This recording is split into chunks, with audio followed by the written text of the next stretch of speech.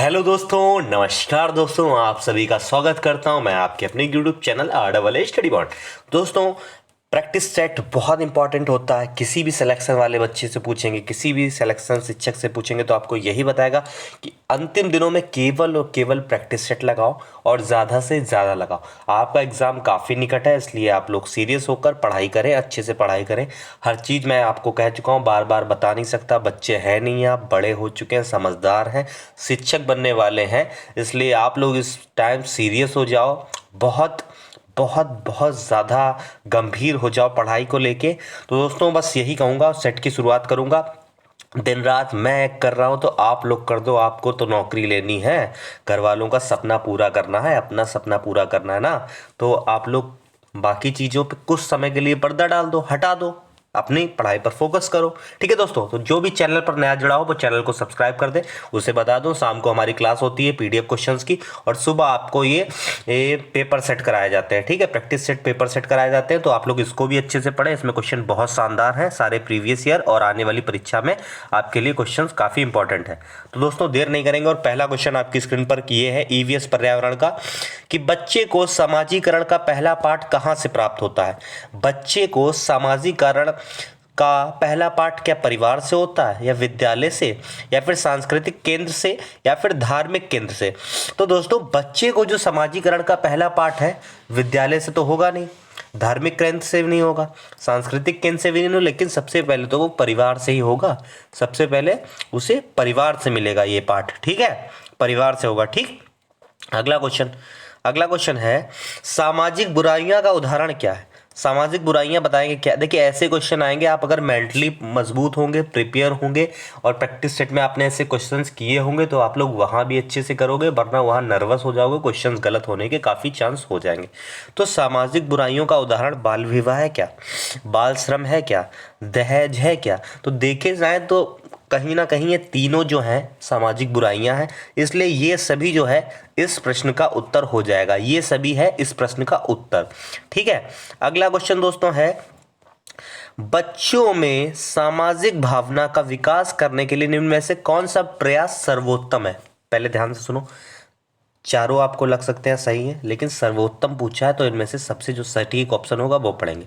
विद्यालय में विभिन्न त्योहारों का आयोजन करना, या अभिभावकों को विद्यालय में आमंत्रित आमंत्रित कर बैठकों पर आयोजन करना, या बच्चों को स्वास्थ्य स्पर्धा के लिए तैयार करना, या विद्यालय में बाल मेला आयोजित करना। ध्यान से पढ़ो, सबसे पूछा सर्वोत्तम और बच्चे में सामाजिक भावना का विकास करने के लिए पूछ रहा है। तो विद्यालय में विभिन्न त्योहारों का आयोजन करना, ये इतना तो सर्वोत्तम नहीं लग रहा। अभिभावकों को विद्यालय में आमंत्रित कर बैठकों का आयोजन करना, ये भी उतना नहीं। विद्यालय में बाल मेला आयोजित करना, ये भी इतना सामाजिक भावना नहीं। लेकिन बच्चों को, सी वाला ऑप्शन पढ़ो, बच्चों को स्वास्थ्य स्पर्धा के लिए तैयार करना। देखो, स्वास्थ्य स्पर्धा के लिए तैयार होगा तो ये सर्वोत्तम जो है वो प्रयास है। ठीक है, सर्वोत्तम प्रयास कौन सा हो जाएगा आपका, सी वाला जो है बिल्कुल सही हो जाएगा। ये क्वेश्चन रिपीटेड है दोस्तों, ये सेट्स मैं आपको कराता हूँ प्रीवियस ईयर के ही। ठीक है, और अगला क्वेश्चन है, एकल परिवार से तात्पर्य क्या होता है। एकल परिवार मतलब वर्ष 1950 के बाद बना रहना, या फिर परिवार जिसमें माता पिता एवं उनके बच्चे, या सी संपूर्ण परिवार जिसमें उनके माता पिता एवं दादा दादी, या केवल पति पत्नी। तो दोस्तों, एकल परिवार से तात्पर्य होता है परिवार जिसमें माता पिता एवं उनके बच्चे रहते हैं, परिवार जिसमें माता पिता एवं उनके बच्चे रहते हैं। ठीक है, ये एकल परिवार का उदाहरण है। दोस्तों, आपको मैं बता दूं, आज के सेट में काफ़ी अच्छी पेडागॉगी भी है, आप लोगों के क्वेश्चन ही ज़्यादा आते हैं, तो मैंने सोचा ये भी साथ में करा दूं अंतिम दिनों में। भारत में लड़के व लड़कियों की विवाह योग्य न्यूनतम आयु क्या है। 21 वर्ष, 18 वर्ष, 18 वर्ष व 21 वर्ष, या 18 वर्ष व 18, या 18 या 16। तो दोस्तों, लड़कियों की, जो लड़के और लड़कियों की आयु है वो 21 वर्ष व 18 वर्ष है, 21 वर्ष व 18 वर्ष। लेकिन कहीं ना कहीं ये क्वेश्चन देखा जाए तो करंट की भूमिका अगर देखें तो ये क्वेश्चन गलत भी है, क्योंकि अभी जो बिल पास हुआ है उसमें लड़कियों की भी उम्र जो है 21 वर्ष कर दी गई और लड़कों की तो पहले 21 थी। ठीक है, पुराने अधिनियम काफ़ी हैं, शारदा अधिनियम है या काफ़ी अधिनियम है उसमें ये आयु थी, ठीक। तो इस समय तो बिल पास हो गया तो 21 और 21 ही हो गई हैं दोनों लोगों की, वो सही भी है, ठीक है। महिलाएं हमारी बहनें, उनको भी कुछ समय मिलना चाहिए, बराबरी का मौका मिलना चाहिए और उनको भी पढ़ाई और हर चीज़ की छूट मिलनी चाहिए। अगला है, कौन सी विशेषता परिवार की नहीं है?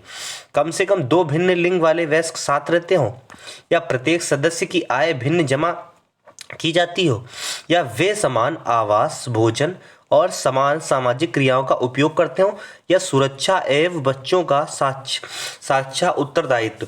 देखो दोस्तों, इसमें विशेषता नहीं है। देखो, कम से कम 2 भिन्न लिंग वाले वयस्क साथ रहते हो, सही बात है, सही बात है, बिल्कुल सही है, गलत तो नहीं है इसमें परिवार की कोई विशेषता। वे समान आवास, भोजन और समान सामाजिक क्रियाओं का उपयोग करते हो, बिल्कुल सही है, सी वाला भी। और डी वाला सुरक्षा और बच्चों, बिल्कुल सही। लेकिन प्रत्येक सदस्य की आय भिन्न जमा की जाती हो, प्रत्येक सदस्य की आय भिन्न जमा करती है, कोई विशेषता नहीं है, ये कोई विशेषता नहीं। मैं आपको बता दूं, ये पर्यावरण के क्वेश्चंस हैं। ये जो क्वेश्चंस हैं ऐसे क्वेश्चंस हैं जो आए हुए थे, इसलिए सेट मैंने कराया है, ठीक है। तो ये बिल्कुल मत सोचिएगा पर्यावरण का नहीं सर आज क्या करा रहा है, ये आपके एग्जाम के लिए। परिवार सामाजिक नियंत्रण का साधन है।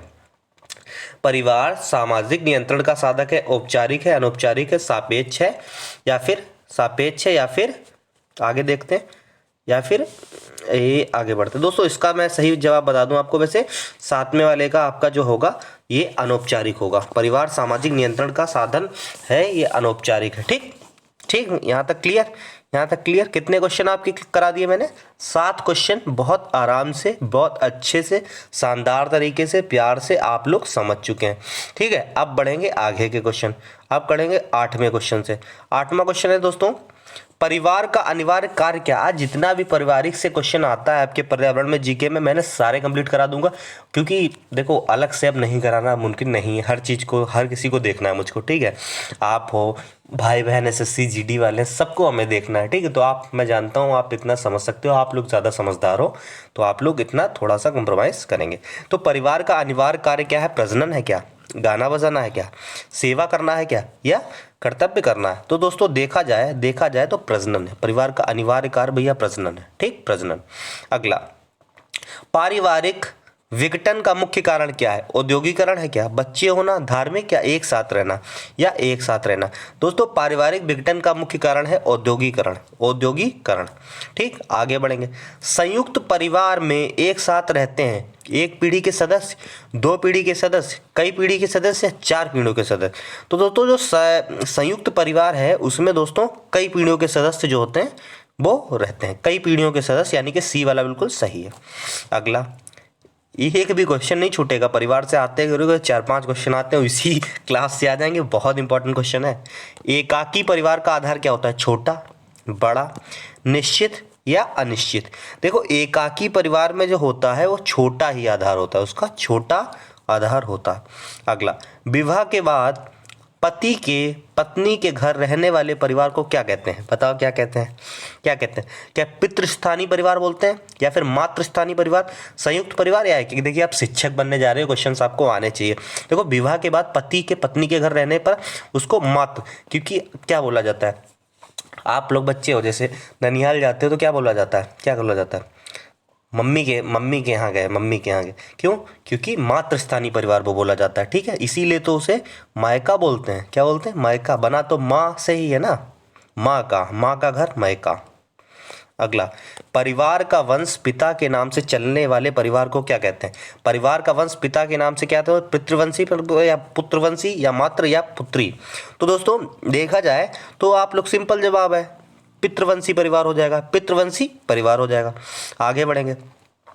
परिवार के सत्ता, जिसने एग्जाम निकाला है उसे पता है कि ये क्वेश्चंस हमेशा आते हैं, 5-6 क्वेश्चन ऐसे आएंगे, आपकी मेंटली चेक करेगा कि कैसे, क्या आप शिक्षक बनने हो, आगे परिवार को कैसे चलाओगे, क्या है समाज को कैसे चलाओगे, इसलिए क्वेश्चन सारे करा दिए हैं आज। परिवार की सत्ता माता के पास होने वाला परिवार को क्या कहते हैं? तो भैया माता के पास जब होगी तो इसमें तो ज़्यादा समय लगाना ही नहीं है, मातृसत्तात्मक परिवार, मातृसत्तात्मक परिवार। अगला, जिस परिवार में एक स्त्री अनेक पुरुषों की पत्नी हो उस परिवार को क्या कहते हैं? उसको भैया देखो ज़्यादा दिन नहीं लगाएंगे, बहुपति विवाही परिवार, बहुपति विवाही परिवार बोलते हैं, ठीक है। 15 क्वेश्चन यहाँ से हुए कंप्लीट। 15 क्वेश्चन दोस्तों हो गए यहाँ से कंप्लीट। ठीक, अब बढ़ेंगे हम लोग 16 नंबर क्वेश्चन पे। ठीक है, 16 नंबर क्वेश्चन है आपकी स्क्रीन पर, ये रहा। क्या है क्वेश्चन?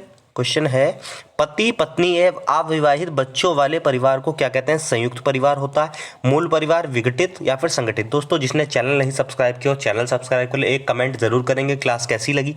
क्लास कैसी लगी, आपके गुरु आपके सर, अगर मैं पढ़ा रहा हूँ मन से तो आपको एक कमेंट तो ज़रूर करना चाहिए।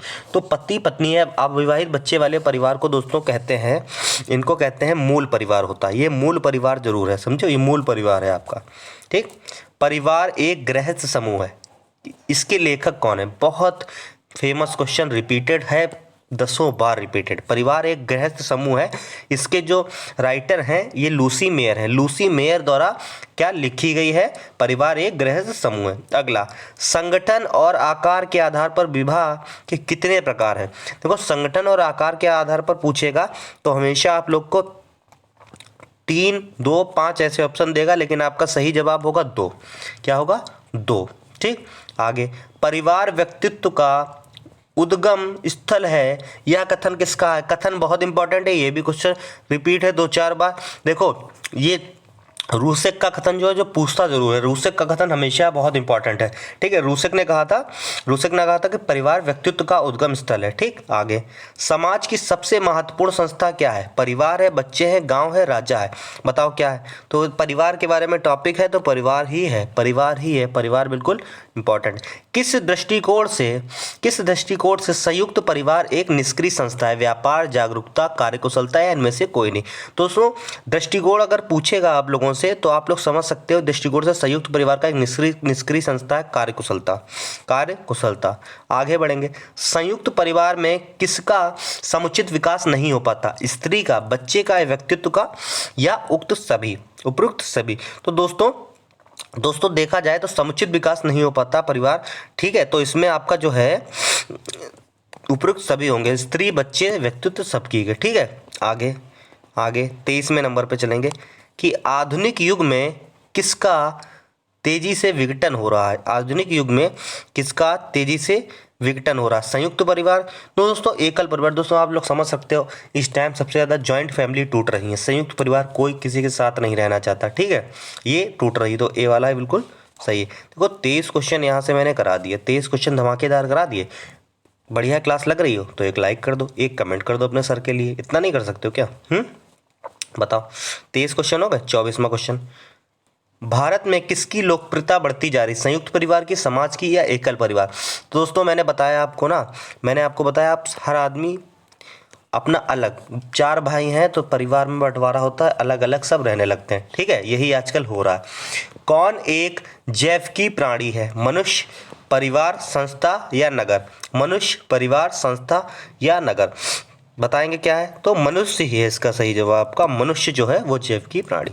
अगला, भारत में मात्र सत्तात्मक परिवार कहाँ पाए जाते हैं? खासी, गारो, केरल या उपरोक्त सभी राज्यों से क्वेश्चन आता है। इंपॉर्टेंट दोस्तों, ये तीनों जगह पाए जाते हैं, खासी, गारो, केरल। ठीक, अगला, ये खासी गारो देखिए जनजातियां भी हैं और ये पहाड़ियों के नाम पे रखे गए। ठीक है, 27वां क्वेश्चन ध्यान से पढ़ेंगे, वेरी बेहतरीन क्वेश्चन, ध्यान से पढ़ेंगे आप लोग इसको। क्वेश्चन है, परिवार एक इकाई होती है जिसमें माँ, पिता और उनके 2 बच्चे होते हैं। कथन क्या है? सत्य है। कथन सत्य है क्योंकि सभी भारतीय परिवार इसी प्रकार के होते हैं। सेकंड, सही नहीं है क्योंकि इस कथन में यह स्पष्ट करना है कि बच्चे जैविक होते हैं। सी वाला, सही नहीं है क्योंकि परिवार कई प्रकार के होते हैं तथा परिवार का एक ही प्रकार के में वर्गीकरण नहीं किया जा सकता। अगला वाला, सत्य है क्योंकि यह किसी आदर्श परिवार का आकार है। देखो पूछा था परिवार एक इकाई होता है जिसमें माँ, पिता और उनके 2 बच्चे होते हैं। तो ये कथन देखो, अगर देखा जाए तो बिल्कुल सही है क्योंकि यह आदर्श परिवार का एक आकार है, इतना ही होता है आदर्श। ठीक है, अगला, भैंस के बच्चे को क्या कहते हैं? भैंस के बच्चे को दोस्तों क्या कहते हैं? बछड़ा कहते हैं, पटरू कहते हैं, पिल्ला कहते हैं, मेमना कहते हैं। जो गांव का जुड़ा है वो समझ जाएगा, बिल्कुल उसे मालूम होगा क्या बोलते हैं दोस्तों, पटरू। ठीक, पटरू। अगला, मामा की पत्नी हमारी होगी। मामा की पत्नी हमारी क्या होगी? देखो आप लोग शिक्षक बनने, बच्चों को समझाने के लिए आपको ये क्वेश्चंस करने पड़ेंगे, मानसिक वाले क्वेश्चन, ऐसे ही क्वेश्चन हूबहू मिलेंगे। तो मामा की पत्नी क्या होती है? मामी होती है, हमारी मामी जी होती है। हाँ, अगला क्वेश्चन, घर के अंदर खेले जाने वाले खेल इसमें से कौन सा है? कबड्डी है, क्रिकेट है, खो खो है या लूडो है? तो कौन सा है दोस्तों? लूडो है। देखो आज की क्लास सच में बहुत शानदार थी। ऐसे क्वेश्चन आपको हूबहू मिलेंगे वहाँ। मैं नहीं आपको कठिन ही कठिन कराऊंगा या फिर सरल ही सरल कराऊंगा, मैं वो कराऊंगा जो एग्जाम में आएगा। और आपकी इस बार सिलेक्शन आपको कैसे भी क्वालिफाई करके आगे वैकेंसी में बैठना है। ठीक है दोस्तों, तो चैनल को सब्सक्राइब कर लो। एक कमेंट जरूर कर देना क्लास कैसी लगी, कमेंट जरूर कर देना और बताना ऐसी क्लास सर और चाहिए बताओ, तो रेगुलर मैं क्लास ज़्यादा से ज़्यादा सेट कराऊं, क्योंकि आप लोग का पेपर जो है बहुत निकट है। तो ये क्लास यहीं पे समाप्त करेंगे। अब यहीं पे समाप्त करके जय हिंद, जय भारत।